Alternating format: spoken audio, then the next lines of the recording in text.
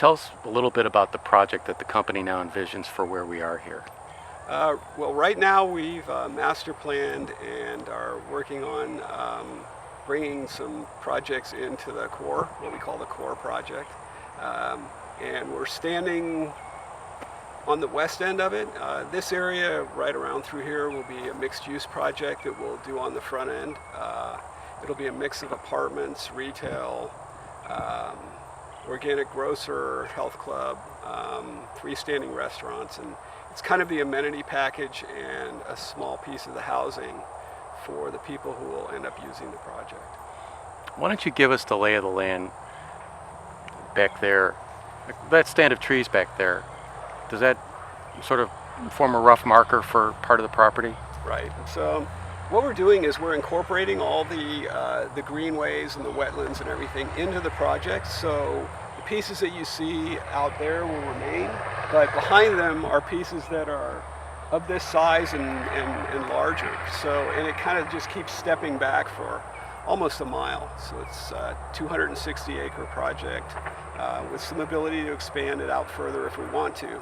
But we're going to use all these greenways and wetlands to put amphitheaters on, to bring bike paths and walking pathways through to interconnect all the pieces of the project so that people can move through it into the retail area or across to a different facility or whatever they want to do in a setting that's just beautiful. So we're in the westerly 30 acres of what will be a 265 or more acre research park, right? Right. So where does 30 acres take us? 30 acres is pretty much everything you see, but you'd have to draw a line from those trees in the back and run it straight out to Rangeland Parkway, and that would be 30 acres. So it's everything you see plus some off. And roughly speaking, that amounts to a fraction of the total property in question. Yeah, it's right? A little over a tenth. So okay. It's a big piece. Okay. Talk a little bit about the design process that went into this proposed research park. Yeah, we spent a lot of time up front working on the master plan, and the reason we did it is we wanted to make sure that we had everything in place so that as many questions as people would ask, we had pre-answered. So we did a lot of work to just determine that we had the proper infrastructure, the right fiber, the right water capacity, and the things to run these facilities.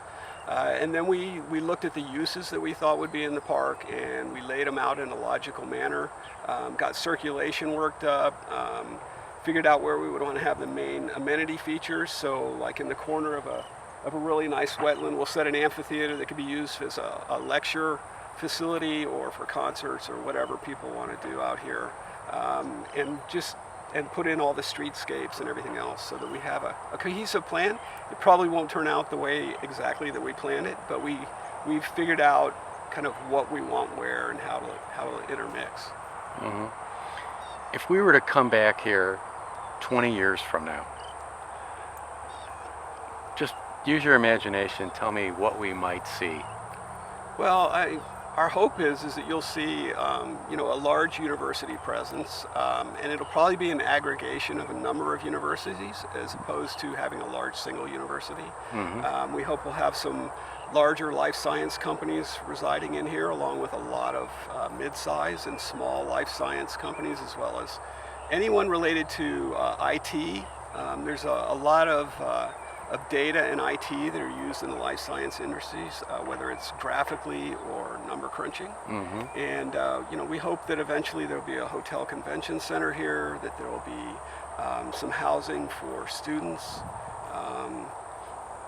maybe some hospital-related research, just facilities like that. But we can do 4.5 million square feet of facilities here, along with a large number of residential units.